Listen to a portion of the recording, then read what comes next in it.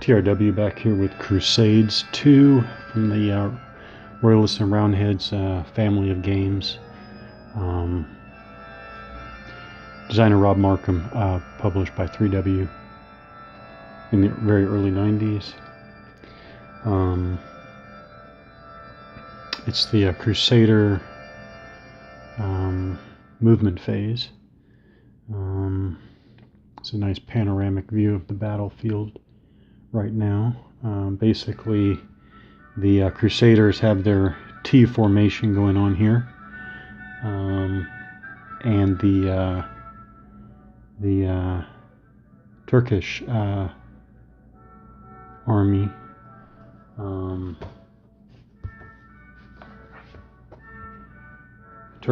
under Ilghazi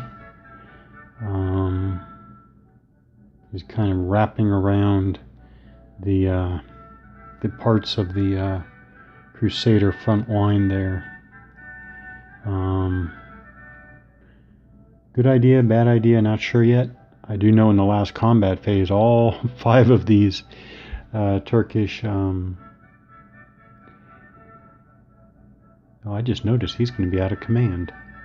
All 5 of these mounted bowmen, Turkish mounted bowmen, missed their target.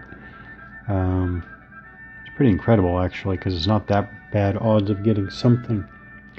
All right, so movement. So yeah, check for being out of command and then move. So he is out of command because this is in the zone of control of both of these guys. They're not skirmish units. Skirmish units would not have zone of control. No, they are cut off. So mark him out of command. These guys are in command. These guys are in command. Oh, he's out of command too, because this is in that unit's zone of control. This hex is in this unit's zone of control. I guess that is an advantage to wrapping around when you have those high mobility mounted units. Okay.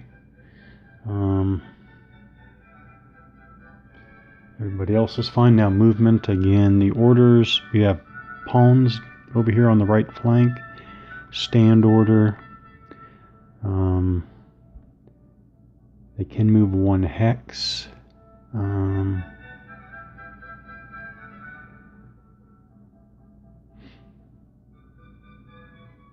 Wonder if they shouldn't pull back.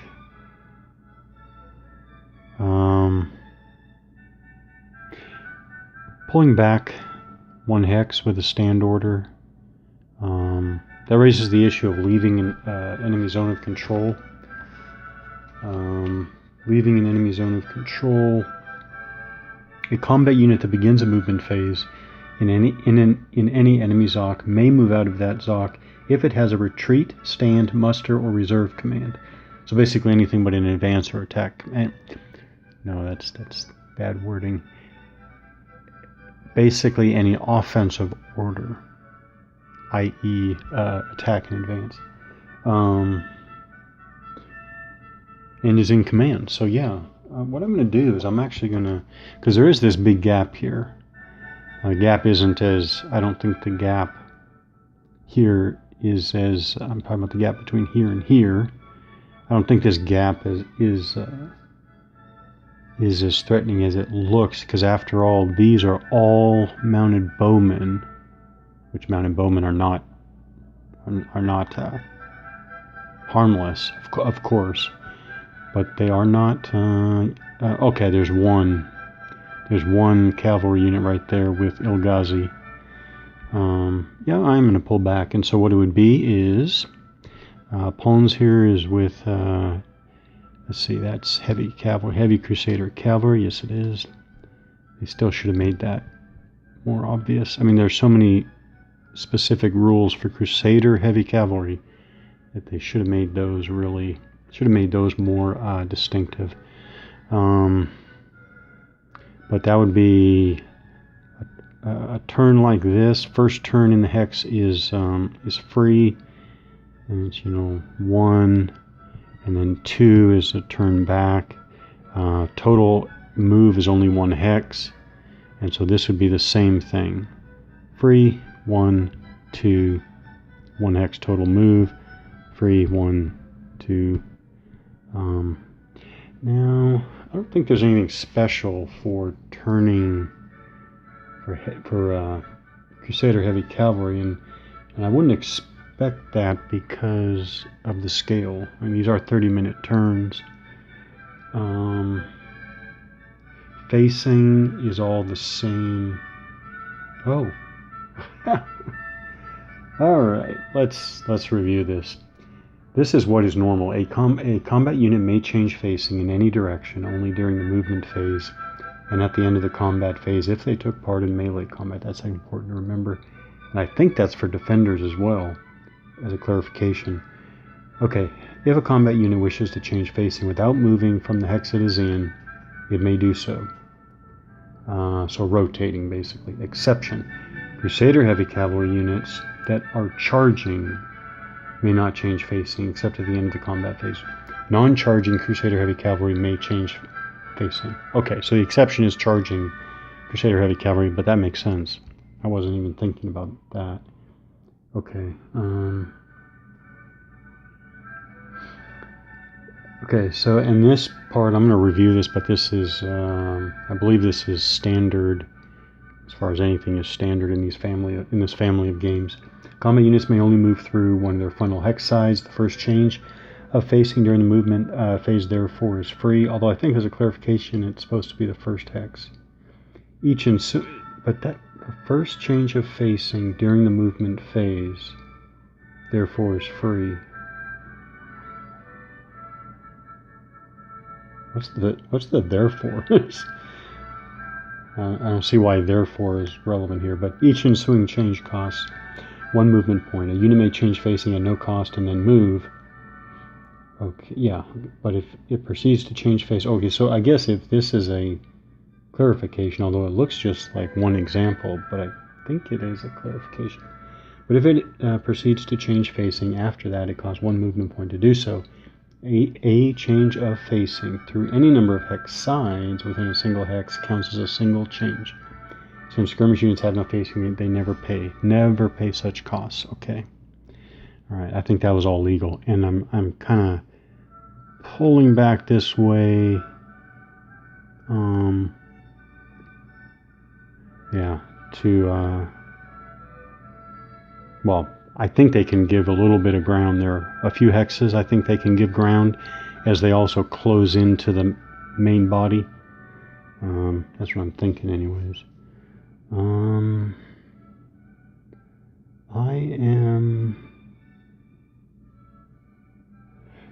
I didn't even think about leaving an enemy Zoc to go right into another Zoc. A unit may never leave one enemy Zoc and move directly into another enemy Zoc. So that means that this unit is stuck there, because if I moved these two back, this unit could not move from this unit Zoc here to this unit Zoc. Yeah. Huh.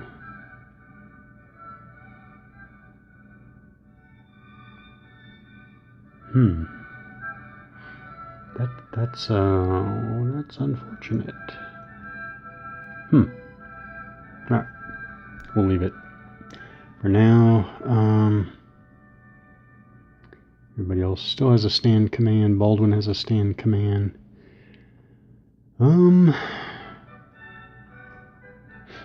We have routing of our movement of routed units. In this game, it's half the movement away from the closest enemy. Then there is the question of whether it's mandatory or voluntary.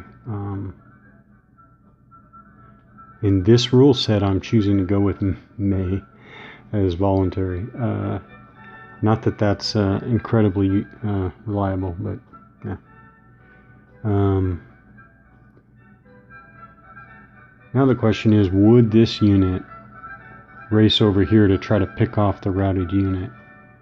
2, 3, 4, 5, 6. They would still be in command, just barely, from the leader there. You know what? I'm not gonna set this up in any way. So I actually am gonna show movement of a routed unit.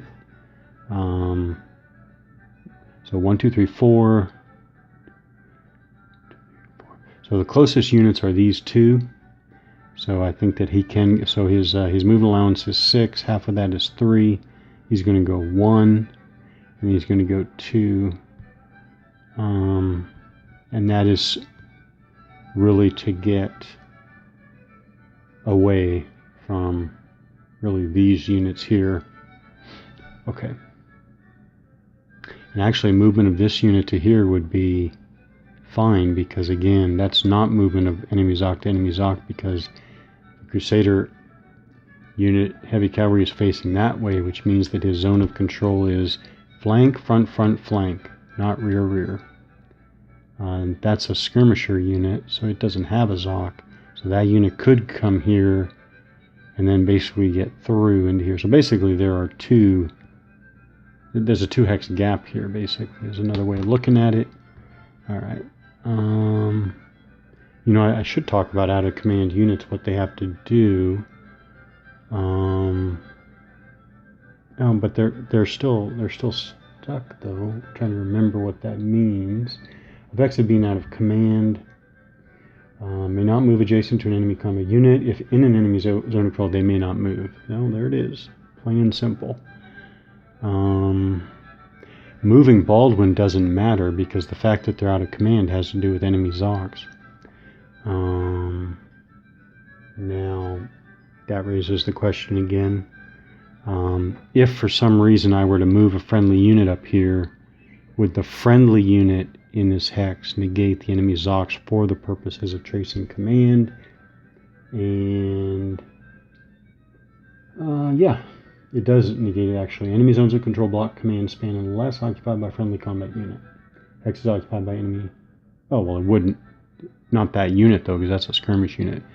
But if I moved another combat unit up here, actually, it would get orders through, or commands through, to the out of command unit. Can't do that with a stand command though, because I can only move 1 hex. Okay. Huh. What I can do though is I can move him up here. They can attack, they just don't get any modifier, because again, that's Baldwin's men at arms. Baldwin has a stand command. They only get the +1 when they're defending. Still going to move them up 1. We'll see. Actually, I'll do this. Keep that guy on the flank. Move him up like that. These Crusader heavy cavalry, I still want to leave them ready to charge, actually. Matter of fact, there's almost... I am gonna move. I shouldn't say rotate, because it's still movement.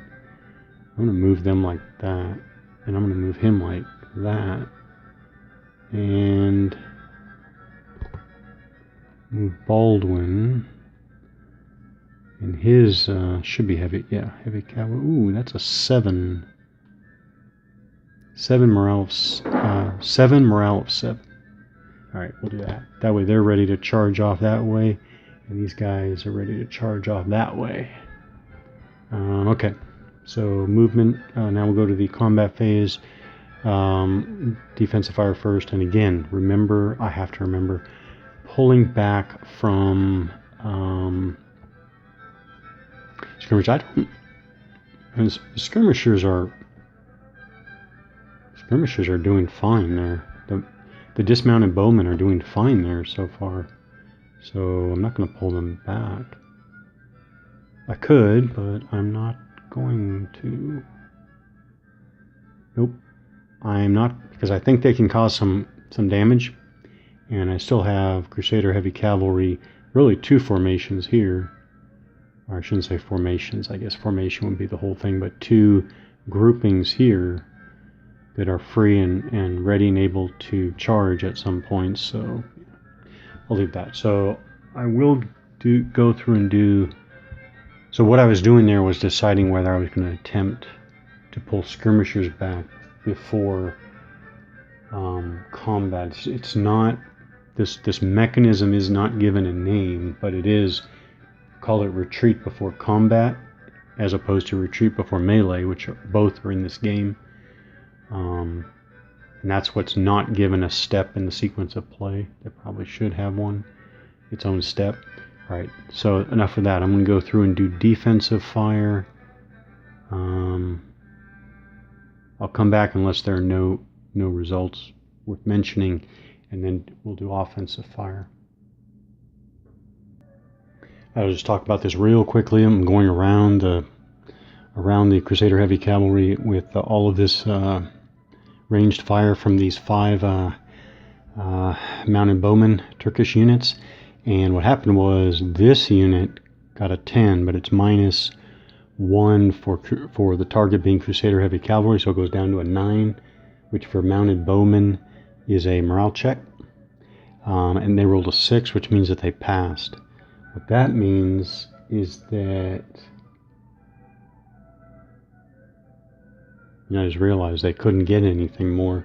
So what happened is I went around, and this unit rolled a 9, which -1 is 8, which is a morale check, but this unit's already taken a morale check for ranged combat this phase. So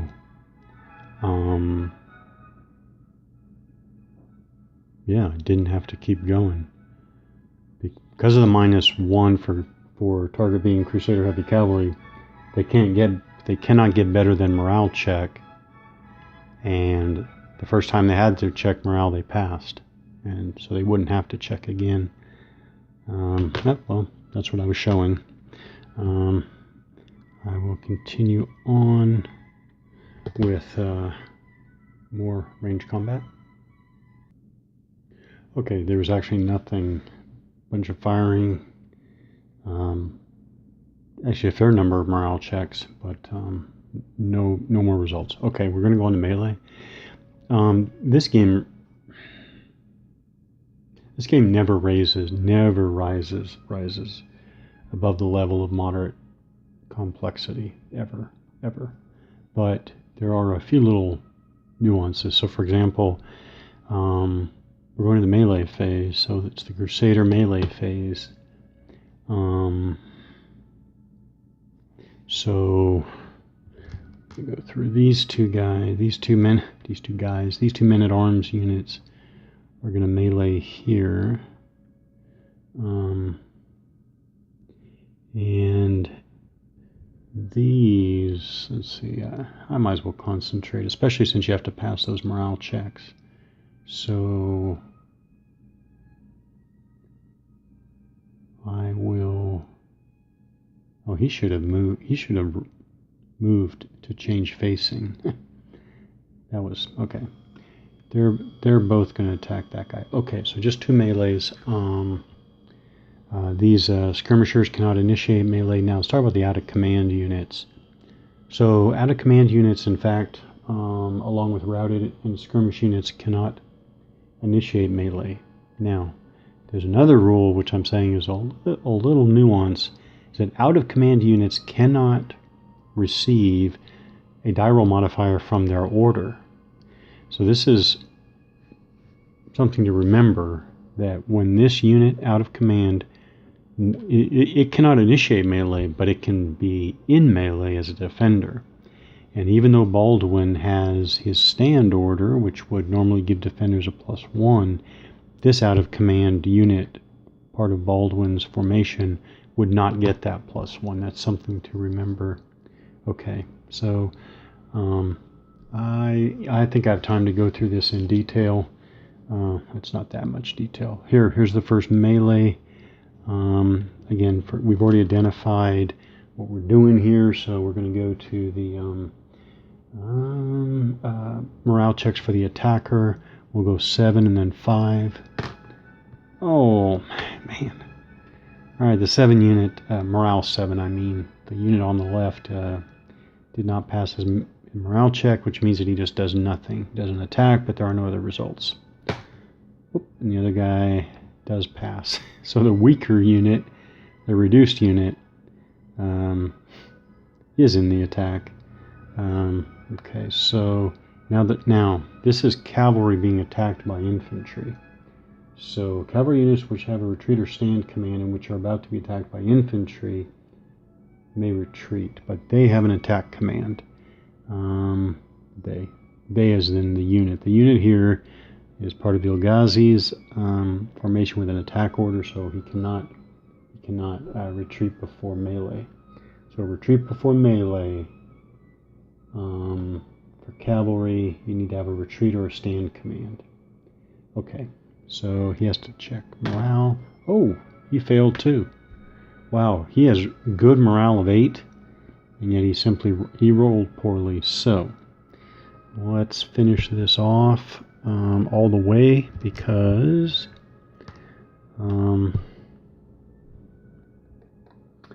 they retreat 3 hexes. Okay, they can go 1, 2, 3, turning them around to face the direction of their retreat.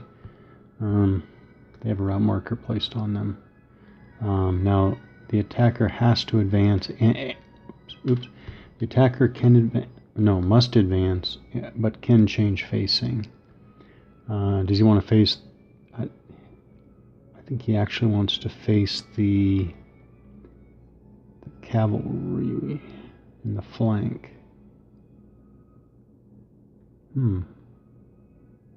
Yeah, I am going to choose to face the cavalry in the flank as opposed to the unit will give their flank to the Turkish mounted bowmen. Okay. We have this one over here. So again we have the 2 units, 2 Crusader units. They're 5 and 5. Not good morale. That really, the guy on the left, unit on the left does not pass. The other, both of them, 7 and 8, they have pretty poor morale of 5, and so they are Crusader heavy cavalry, and yet they have morales of 5. Wow. Is that the whole formation? Yeah. Wow. They are not committed here. So that is a full coys formation there. So just nothing happens. Attack never gets underway. They find some reason to not carry out the attack, or maybe the orders were garbled or whatever. Well, no, actually it's a morale check. So just to use a little bit of common sense, I guess it should be the case that they